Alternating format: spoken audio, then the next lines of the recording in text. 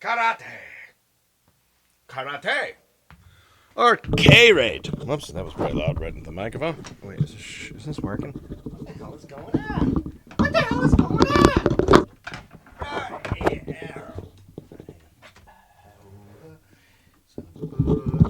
Let's get this guy on. Hi there. Okay. All right. Let's step aside. Let's step aside. Let's step aside. All right. Jumping Jiminy. What's happening? All right. Sorry about the delays. Production delays. This is Bonzoleum, Bonzoleum story number 8. Hang on a second. This is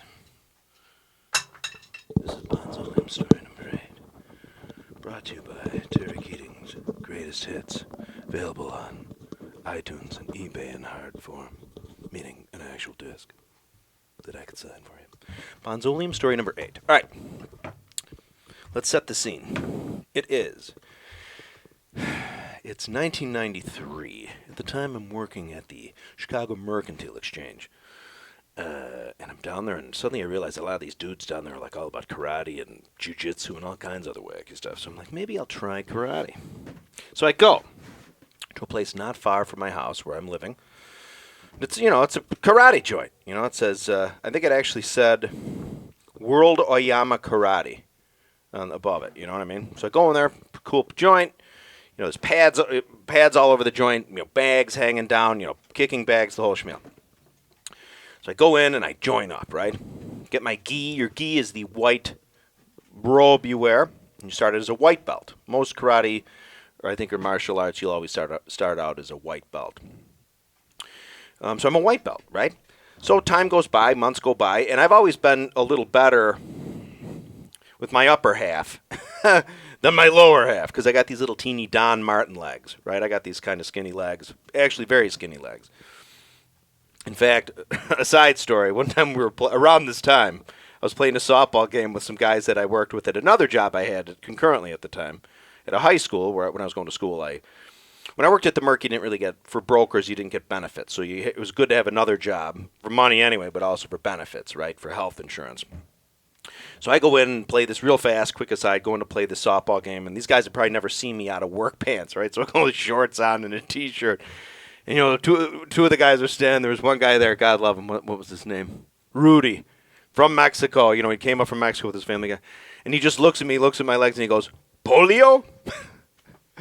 I got to tell you, it was pretty funny, even for me at the time on the receiving end of it. And I have another story about my skinny legs, too, which I'll tell at another time, maybe at the end of this video. So what happens here is karate.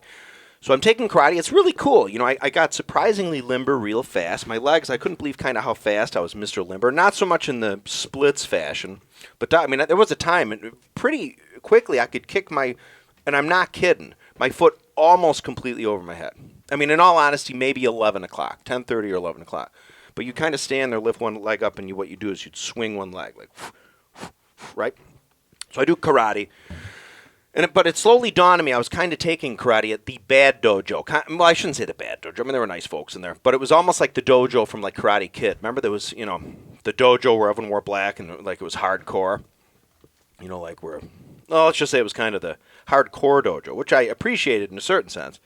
Like, you wore these pads. You wore, like, those, they'd kind of slide onto your... Like, it would be nylon here, but a little thin pad to about here. And then there'd be one that would sort of protect the back of your hand and kind of the knuckles. Because, obviously, when you strike somebody, you strike with these two knuckles. And in karate, you do a thing where you snap. The whole thing is it's not just that you move your arm to smack, but you actually also, too, you're getting that extra, like in drums, like the Moeller technique. You're not just putting your arm down, but you're also, there's a little whip snap, right? It's the same thing, just the opposite way. With karate, or K-rate, as my cousin Kevin would call it. So anyway. So there's one day comes along, right? Probably, I think it was February of 2004, maybe March. And at this point, I've been promoted to a blue belt. So we're there, and there's not a lot of people that day. I think it was really, really cold. It was January, February. And I'm in there, and so there's maybe like 6 of us, regular sort of lower-level karate-ites, and then several black belts, maybe a brown belt and like 3 or 4 black belts. One of the black belts was, I think, a 6th-degree black belt. 6th degree or 4. I think he was 6th. and so we had this thing where we'd spar. We'd sometimes spar, but what happened was in this particular exercise, I was supposed to sort of fight him. Like I was supposed to use my upper body to attack and my lower body to block. I mean, I don't know how you're going to block a fist to your face with your lower body, but you get the idea, okay? And he was supposed to use his legs to attack me and then his upper body sort of defensively. So like sort of like this, right? So there we are, right? We're going, and it's one of those things that's kind of working out. And he's giving me like fake, he's kind of kicking, but I mean, they're soft, you know what I mean? And I'm like, kind of, it's just supposed to get your blood flowing or whatever. So at some point or whatever, I throw a punch at him, but he's moving too. I mean, he's a black belt, right? And he kind of moves. For whatever reason, I struck him right here, the cartilage under your nose. And if you've ever been hit there, like I said in my video, what was the Bonzoleum story, like punched in the face or something, or my Valor, I don't know, I went after this girl, this guy, I went after these two guys with a couple of friends of mine whose purse was stolen. When it was all said and done, I ended up getting punched in the face that had dislocated. This cartilage had detached from my skull. Anyway, I can assure you I know it's very painful myself. So I hit him there. Pretty good. You know what I mean? And I remember he stopped, and he was like, and he was kind of melodramatic guy. I mean, he was from Japan. And he was a true Japanese. I mean, he didn't speak English. And he sort of stood there, and he was kind of like, oh. You know what I mean? Like he sort of, but it hurt, I'm not knocking him. So anyway, like, let's go again, right? So we go back and everything's back to normal and cool and stuff. Same thing. I hit him right there again. I couldn't frickin' believe it. Same thing. He's like, oh, he sort of stood and he sort of walked around like somebody gets their bearings back. Only this time, when he turned to me, he wasn't just like, here we go again. He was kind of like, he was like this.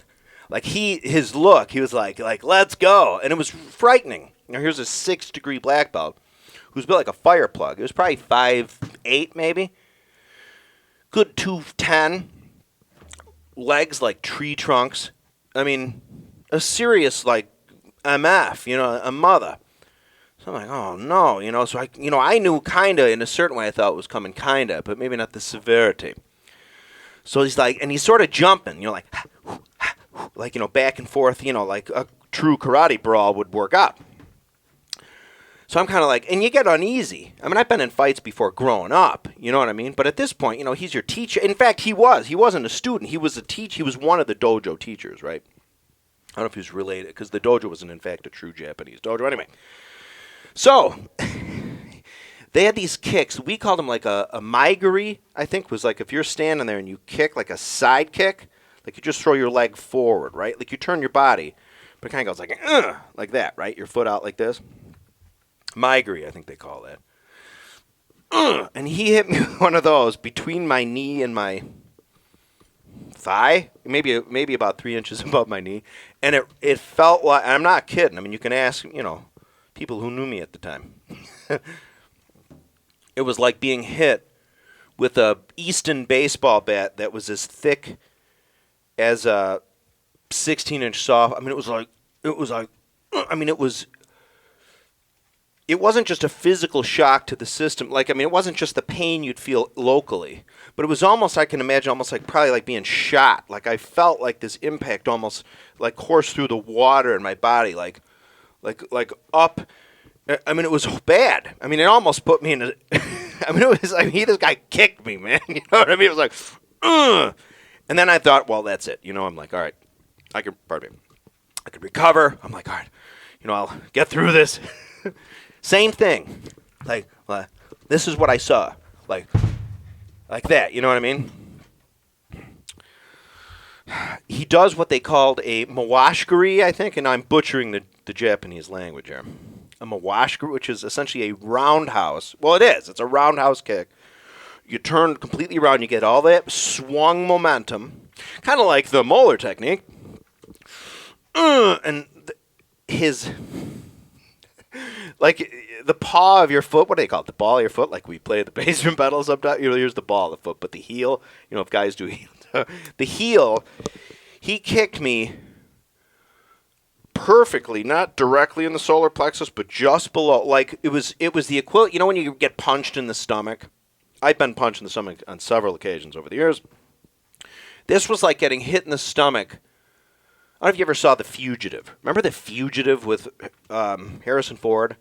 Where Joe Pantoliano, Guido the Killer Pimp, they're running after this doctor up in the top floor of the Hilton, in the laundry room. And this bad doctor pushes a beam toward Joe Pantoliano. Like a beam, like a momentum stick. Like it slides on wheels. If I'm not mistaken, I think it was an inverted rail, like a train rail that they probably used to hang stuff on. Maybe. Or it was just an I-beam. Nonetheless, it struck Pantoliano directly in the face. And I don't know how they did that, because that was actually Pantoliano obviously they had some sort of a distance thing where it looked a lot closer. But they did a really good job of making it look like it hit him in the face. Anyway, I digress.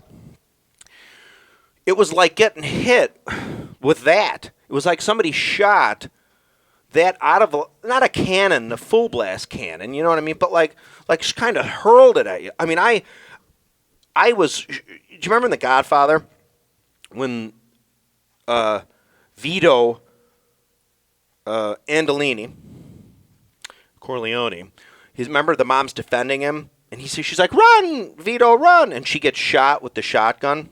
If you look in the movie, there's a slight missync. There's the shot, and then there's this quick delay, and then she gets sucked. They have her on a cable, or it was probably a male stuntman. What they do in those scenes is they attach a cable you don't see, and they pull you. They probably have a brace on your back so you don't snap your back. So she sort of disappears, if you remember, if you're looking at the screen, disappears from the shot. That's how it was. I mean, I was literally thrown back, I'm going to say a good 6 to 8 feet. It was awful, man.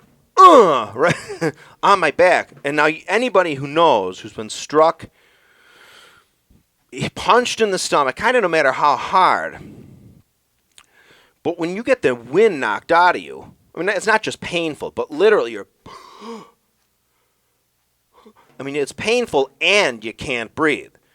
So I had to do my best to maintain my composure. It was rough, man. And to add insult to injury,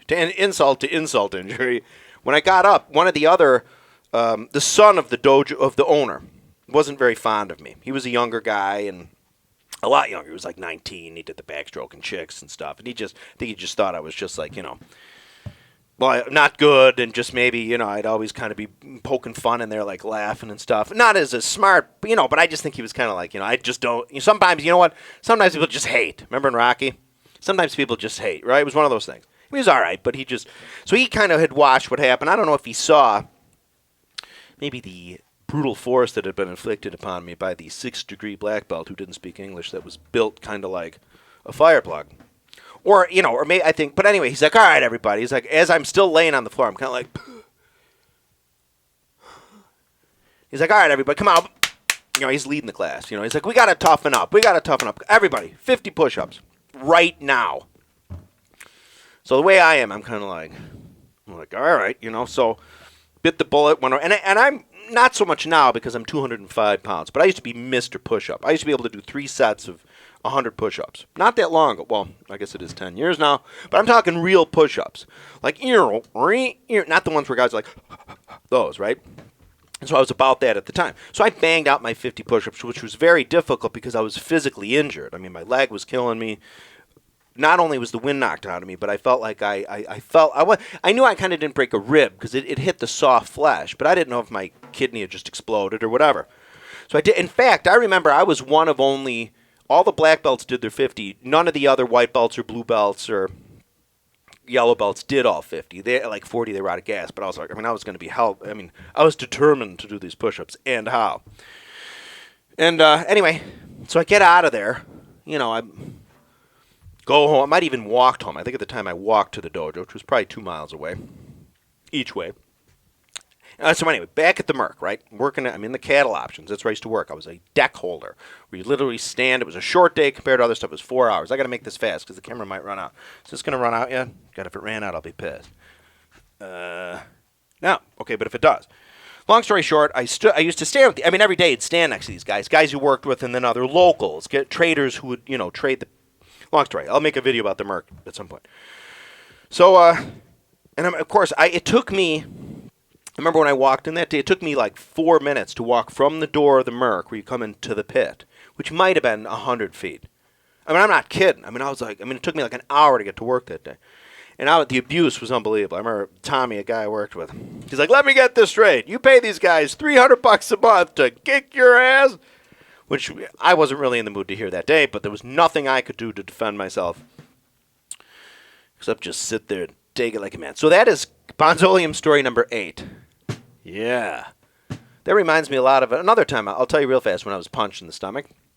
Several years before, we were up at Marquette. A friend of mine went to Marquette University in Milwaukee. We went out back in the day. We partied a lot, drank a lot. We were out at a bar, I think called the Green Tree, where even if the guys gave me a driver's license, a fake ID to get in that had the picture. It was a black guy's driver's license. I'm not kidding. It was an African-American dude on the front. He let me in, right? It was just as long as you had the piece of identification. So we're in there. We're getting all busted up. We're walking back to the dorm, my friend's dorm, and I had to go to the bathroom. So I go. There's like buildings like stores. On every store that has upper levels, there's the door off kind of to the left or right where people go up the stairs to access their apartments. Well, this building sort of to me looked kind of abandoned. There were newspapers and stuff there. So I went over there and I started taking a leak, kind of in the doorway, outside, not on the door, but just sort of, just so people wouldn't see coming up the street. And across the street, there's like 3 or 4 dudes, one of which is really big, with long blonde hair. I mean, like that. Who was the guy that was always on the cover of those books? Like Fabio.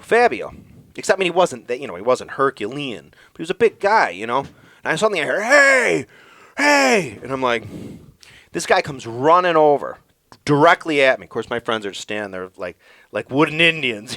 And I understand that, I'm taking a leak. I wouldn't defend me either, I guess. He comes over to me and goes, what the hell are you doing? And I say, it's all right, I live here. He goes, no, you don't. I do. Drill. And he punched me so hard, like in and up. Like the Heimlich, where you're supposed to go in and up. I mean, my feet came off the ground. I was like, buh. Same thing. So I've experienced getting punched in the stomach. Anyway, that was horrible. Helped build character, I'm sure, each episode.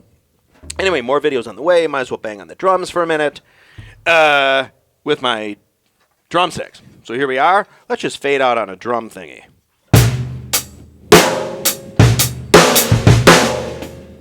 How come that's not operating properly? So right now I have my 15-inch... Oh, never mind.